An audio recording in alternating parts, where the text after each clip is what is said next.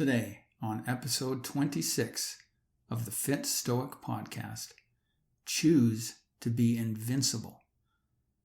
Do you believe that your invincibility, your excellence, and your freedom is up to you?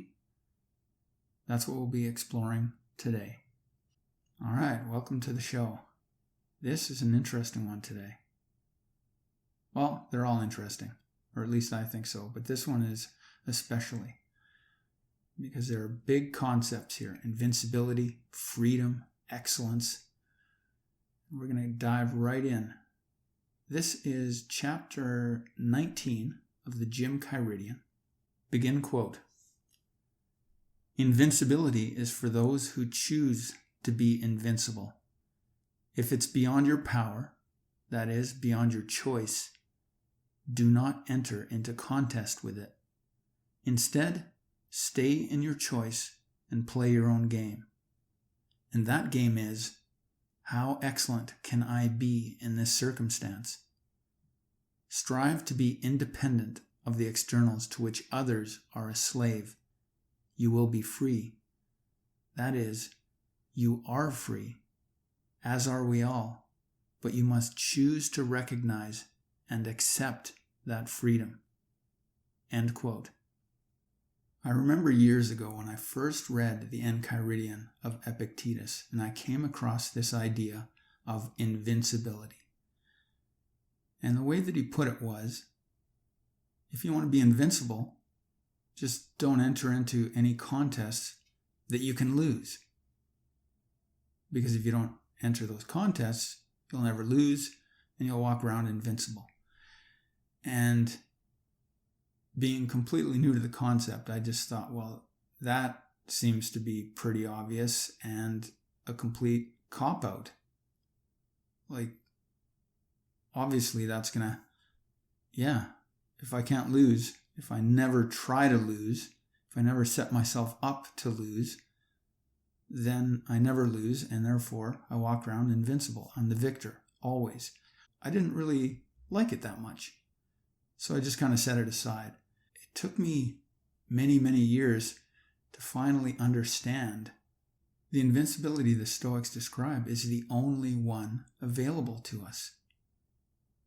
We can't be physically invincible, since our physical invincibility is not open to us. Then what's left is the invincibility of our character, of our choice to experience the world as we choose to experience it. When we keep ourselves independent of the externals, then we're no longer a slave, as the Stoics would put it, to those externals. So let's put this into concrete terms here. If I am overweight and I want to lose, let's say 30 pounds, my losing that 30 pounds may or may not happen, depending on what I do to lose those 30 pounds. If I make choices that are consistent with losing weight, so maybe I start to do cardiovascular exercise, so I'm burning calories that way. Maybe I eat less, or I make better food choices so they're less calorie dense. There's more fiber. All kinds of choices go into this. And if all those choices work, if that is what my body requires to lose that weight, and I actually lose it, then great. I can feel good about that. But if I wait to feel good until I've actually lost the weight, then I am actually dependent on those circumstances. And it may not happen. I'm actually choosing to enter a contest that I may lose. And that invincibility there may not happen. It may not be my experience. So, how can I choose to be invincible even if my body does not yield the result of that 30-pound weight loss. I can choose it in the moment, simply by making the choice to get up and to go for a run. That is the choice that's consistent with the person that I'm striving to be, to create the circumstances that I'm trying to create for myself. So the consistency of the choice with the result, that's the invincibility. That's the excellence. That's why I mentioned that the question is, how excellent can I be in this circumstance? Just by making the choices that are consistent with the life that, in this hypothetical, that I want to live 30 pounds lighter. Those circumstances. I want to live as a person who weighs 30 pounds less. Well, what does that take? And I start making those choices. Well, I exercise more. I change my eating habits. I look to what I'm doing with my rest and my recuperation. And with every choice in the moment that is consistent with that, that's my invincibility. Now, whether or not I actually achieve it, whether my body responds to my choices, that is not up to me. So I don't depend on the result. I merely look at how excellent can I be in this circumstance, in this moment. That's the invincibility. And that option is always up to me. Invincibility is for those who choose to be invincible. Happiness is for those who choose to be happy. Courage is for those who choose to be courageous. So what are the choices that you can make regardless of the circumstances you're in? Now, obviously, our conditioning and our past experiences will make the choices perhaps more difficult, perhaps not as natural. And they may not always, even in the moment of choice, feel like it's a choice. And that's okay. The idea is to simply do this when you can. In those moments when it occurs to you that you do have a choice. Even if it doesn't feel like it's going to be an easy choice, understand that it still is your choice. Now, how the body responds to that choice is a matter of conditioning. So the anxiety might still be welling up from inside. You can still step back from that experience and choose courage to take that step forward, even in the circumstance of feeling anxious.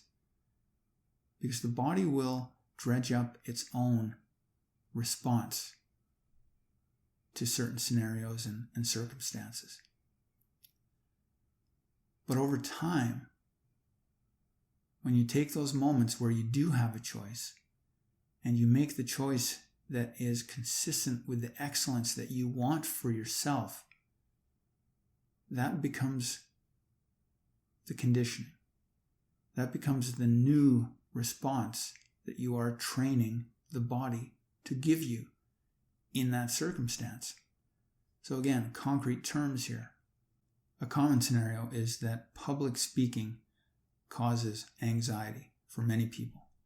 Even as you feel the fear, as you walk up toward the podium and you see the audience, it's that choice to continue stepping forward, to actually stand in front of the podium and look out on the audience, even in the face of those butterflies and the adrenaline rush and the shortness of breath and the dry mouth, and to just say, I'm going to speak. to yourself. You don't have to say that out loud. But the idea is that you make that choice. And it's stepping past the fear, or maybe even into it, if you want to think of it that way, and saying, no, I choose a different experience. I choose to do it regardless. So over time, chances are that that fear will diminish. And especially if you pay attention to the moments when you actually start to feel more calm about it, and you start to associate those feelings with speaking as opposed to the feelings of anxiety. So you condition the body in a different way. That's the training. It's those moments of choice. It's directing your awareness to a different experience.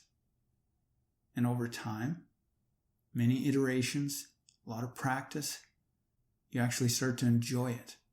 In that way, you are no longer a slave to the circumstances. You have chosen to be invincible in the face of circumstances that for most other people is an anxiety-producing circumstance. This is the freedom you have. In any moment, in any circumstance, you can choose your experience.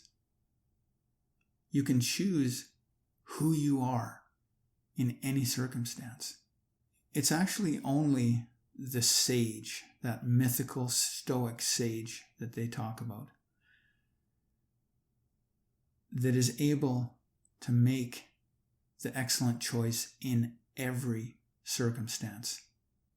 But that choice is open to us in any circumstance. So we may not make the choice well in every circumstance, but we're not a sage. We don't have it all figured out. We just have moments of wisdom, moments of excellence. The idea is that in any moment, that choice is open to us. And all we need to do is make that choice. So in any moment, we can choose to be free, regardless of the circumstances. In any moment, we can choose to be excellent, regardless of the circumstances. External or internal. Even in the face of our own fear or anxiety or anger, in any moment, we can choose to be invincible. That invincibility is that we can choose our experience. Going forward, keep in mind that simple question: how can I be excellent in this circumstance? First, it reminds you that you do have a choice. Second, it reminds you that excellence, the standard that you hold for yourself, is something that you are aspiring to live. And third, it removes you slightly from the circumstance. It takes you a step outside of it so that you actually give yourself the space to make a choice. How can I be excellent in this circumstance? Instead of being so mentally involved in the circumstance itself that you forget that you do have that choice. That's it for today. Thanks for tuning in. If you like what you heard, please do share it with someone that you believe might like it too. Talk to you later. This is Corey. Whatever your circumstance, operate with excellence.